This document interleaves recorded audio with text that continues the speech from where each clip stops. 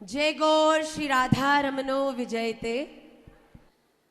वंदेहम श्री गुरौ श्रीयुतपदकमलं श्रीगुरुन् वैष्णवांश्च श्रीरूपं साग्रजातं सहगण रघुनाथान्वितं तं सजीवं साद्वैतं सावधूतं परिजन सहितं कृष्ण चैतन्य देवं श्री राधा कृष्ण पादान् सहगण ललिता श्री विशाखान्वितांश्च। अहो भाग्यम गौरमार्गानुवर्तिनां देवो राधारमण यत्र यद्गुरोर्गुणमञ्जरी। हरे कृष्णा कृष्ण कृष्ण हरे हरे, हरे राम राम राम हरे हरे। श्री राधारमण लाल की जय, श्रीमन चैतन्य महाप्रभु की जय, हनुमान जी महाराज की जय, श्री सद्गुरुदेव भगवान की, श्री बालाजी सरकार की जय। जय जय श्री राधे, जय जय श्री राधे, जय जय श्री राधे श्याम। निताई गौर हरि बोल, गौर प्रेमानंदे हरि हरि बोल। वांछा कल्पतरुभ्यश्च कृपा सिंधुभ्य एव च पतितानां पावनेभ्यो वैष्णवेभ्यो नमो नमः। सर्वप्रथम मैं श्री राधारमण लाल के श्री चरणों में अपने पूर्ण समर्पण को, सद्गुरुदेव महाराज के दिखाए हुए मार्ग के प्रति अपनी निष्ठा को, हनुमान जी महाराज के श्री चरणों में बारंबार अपने दंडवत प्रणाम को, और आप सभी का आज के इस महाराज श्री के जन्मोत्सव के उपलक्ष्य में होने वाली कथा में एक बार दोबारा स्वागत करती हूँ। महाराज श्री ने आज्ञा करी, इसीलिए ही कुछ हमारी जो निमाई पाठशाला है, एक ऐसा एक विद्यालय जो आज के समय में ऑनलाइन माध्यम से हर व्यक्ति को सूत्र स्तोत्र और शास्त्र का ज्ञान देता है।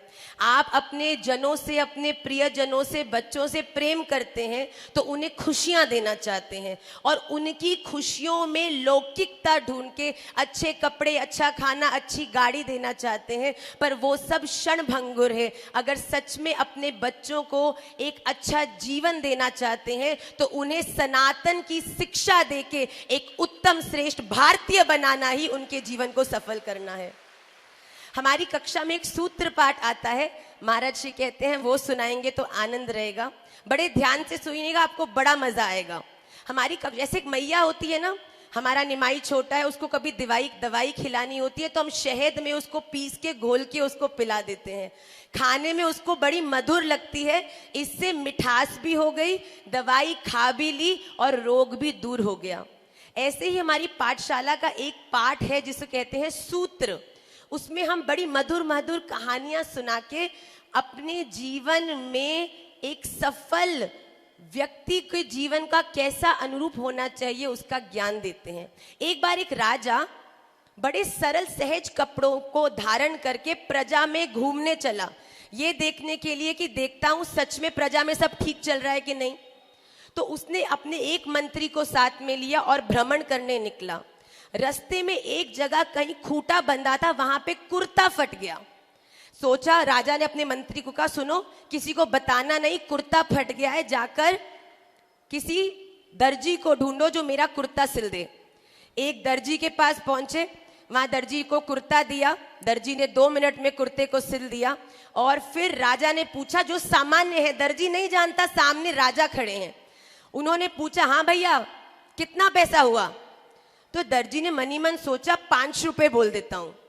तो 5 रुपए बोलने ही लगा था, इतने में मन में बात आई, भैया देखने में तो गोरे चिट्टे बड़े अच्छे सामर्थ्यवान दोनों लग रहे हैं, ऐसा करता हूं 10 रुपए बोल देता हूं। तो फिर 10 रुपए बोलने ही वाला था, इतने में मन में बात आई, इतनी सी सलाई के 10 रुपए मांगूंगा तो कहीं लड़ने नहीं लग जाए कि 10 रुपए कैसे हुए, और गुस्सा करके लड़ाई करके कुछ भी नहीं दे के गया तो नुकसान और हो जाएगा। तो उसने बड़ा सोचा, फिर आखिरी में कहा, सुनो भैया इतना सा तो सिला है, जो तुम्हारी मर्जी है वो दे दो। आज सामने खड़ा सामान्य रूप में राजा प्रसन्न हो गया। देखो, दर्जी नहीं जानता था सामने राजा खड़ा है, पर राजा तो राजा है। तो राजा ने अपनी मंत्री को कहा, ओ मंत्री इधर आओ। मंत्री आया, कहता इस दर्जी को 4 गांव और 1000 सोने के सिक्के दे दो। दर्जी देख के हंसने लगा, रे मूर्ख हो गया, बटन तो कुर्ते के टूट रहे हैं, कुर्ता तो फटेवा पहना है, कहाँ देगा। जैसे ही मंत्री ने कहा, राजा जी जो हुक्म। जो दर्जी था उसकी हैरानी की सीमा नहीं। राजा जी ध्यान से देखा तो ओहो, ये तो राजा साहब हैं। राजा साहब ने कहा, तेरी सरलता को देख के मैं प्रसन्न हो गया। जा, आज के बाद तेरी आने वाली कोई भी जो जनरेशन है वो कभी मांगेगी नहीं। तेरे को मैं 4 गांव दूंगा और इतना सारा आनंद दूंगा। देखिए, हमारे जीवन में भी अनेक रूप रूपाय विष्णवे प्रभ विष्णु। आज आप जहां बैठे हैं ना, ये वही राजा का दरबार है। इस दरबार में आके अपनी संसारिक सुखों को पूरा करने की 2, 4, 5, 10 रुपए की चीजों को मांग भी लोगे ना, अंत तो गत्वा भिखारी ही रहोगे।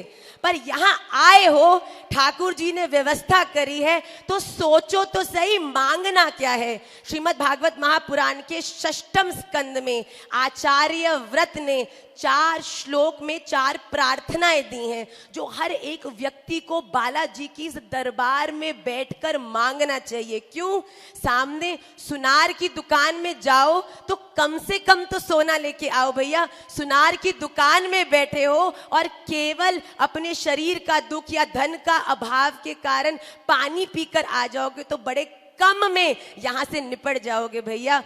अहम हरे तव पादैकमूल दासानुदासो भवितास्मि भूय मनः स्मरेता सुपतेर्गुणास्ते गृणीत वा कर्म करोतु काया। आप राजा जी की दरबार में बैठे हो, बालाजी का दरबार है। पहली प्रार्थना मन में क्या होनी चाहिए कि भगवान, हमने अपने जीवन में बहुत उल्टे काम किए, हम जानते हैं, पर मैं आपसे एक प्रार्थना करता हूं कि काम मैंने कैसे भी किए हो और उन कामों के कारण आप मुझे कोई सी भी गति दो, पर मेरी एक प्रार्थना है कि मेरे जीवन में आप सदा अपना नहीं पर कम से कम अपने दासों के चरणार विंद की सेवा सदैव रखना।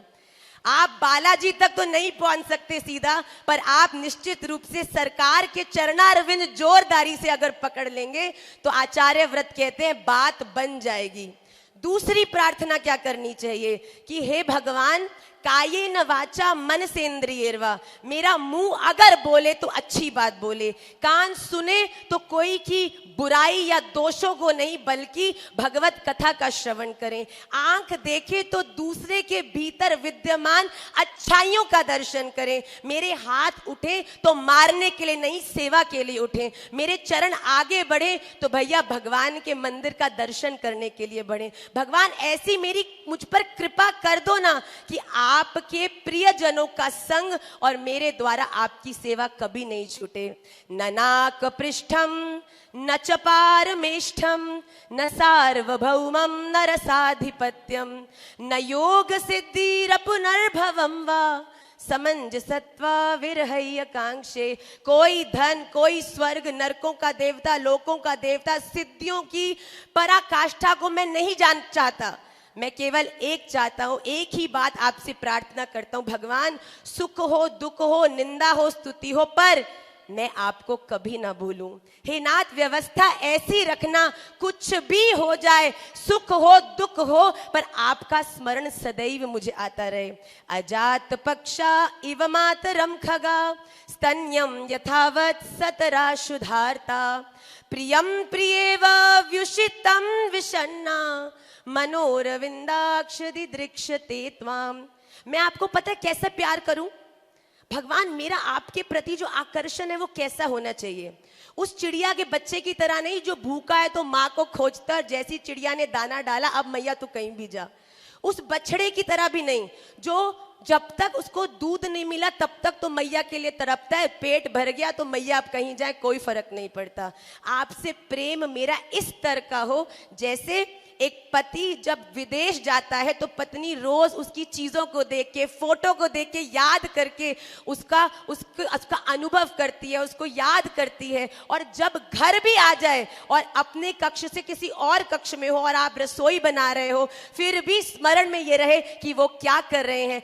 घर में पास होते हुए भी सदा आकर्षण, ठाकुर जी मैं कितनी व्यस्त हो जाऊं फिर भी आपका स्मरण, चाहे मैं बालाजी के दरबार में बैठी हूं, चाहे सभी संतगण मेरे सामने बैठे हैं, फिर भी हनुमान जी महाराज आपका स्मरण हर क्षण मुझे हो। और आखिरी प्रार्थना जो एक वैष्णव को करनी चाहिए वो क्या है? ममोत्तम श्लोक जनेषु सख्यम संसार चक्रे भ्रमत स्वकर्म भी त्वन्माययात्मात्म मजदार गेहे श्वासक्त चित्तस्य ननाथ भूयात्।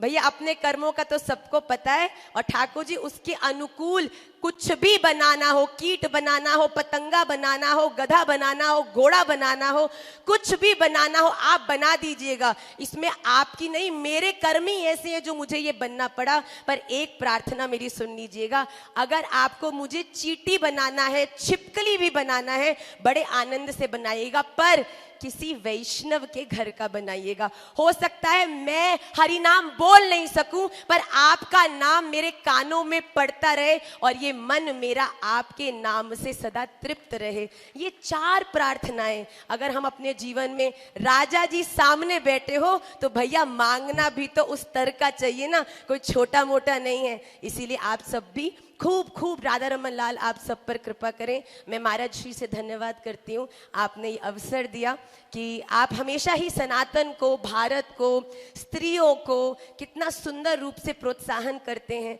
और हमने यमुना मार्जिन किया, छोटा सा एक संकल्प था पर उसको भी इतने प्रेम से इतना बड़ा करके मोटिवेट किया हमको। मैं बारंबार आपको धन्यवाद करती हूँ। पर निश्चित रूप से एक प्रार्थना करती हूँ माँ की तरह कि अगर आप सच में अपने बच्चों को जीवन में सुख दुख, लाभ हानि, जय पराजय तो होता रहेगा, अगर उनको सच में प्रेम करते हो ना तो उनको आनंद की अनुभूति कराइए। और वो आनंद इस संसार में नहीं बल्कि सामने बैठे बालाजी महाराज में ही है। तो आप लोग सदा उनको सही रास्ते पर चलने का मार्गदर्शन दीजिए और सनातन की शिक्षा और सनातन पर चलने के लिए उनका प्रोत्साहन करिए। इसी के संग में महाराज श्री को भी प्रणाम करती हूँ और अपनी वाणी को विश्राम करती हूँ। श्री राधा रमन लाल की, श्री राधा रमन लाल की, श्री राधा रमन लाल की जय। जय श्री राधे, जय गौर। बालाजी महाराज के कृपा पात्र बागेश्वर धाम पीठाधीश्वर परम पूज्य धीरेन्द्र कृष्ण शास्त्री जी महाराज का पावन संकल्प। मध्य प्रदेश में छतरपुर के ग्राम गढ़ा में बनेगा विश्व स्तरीय कैंसर अस्पताल एवं रिसर्च सेंटर, जिसकी आधारशिला देश के यशस्वी प्रधानमंत्री नरेंद्र मोदी जी के कर कमलों से रखी जा चुकी है। 200 करोड़ रुपए की लागत वाले 100 बेड के इस अस्पताल में गरीबों का होगा मुफ्त इलाज। ये बहुत बड़ा अवसर है, बहुत बड़ा काम है। संकल्प बड़ा हो, संतों के आशीर्वाद हो, प्रभु की कृपा हो तो समय सीमा में सब पूर्ण होता है। हमारे प्रियजनों, बागेश्वर धाम पूरे भारत के लोगों, अभी तक अस्पतालों में मंदिर थे, अब मंदिर में अस्पताल होगा। कैंसर हॉस्पिटल निर्माण हेतु सहयोग देकर पुण्य के भागी बने।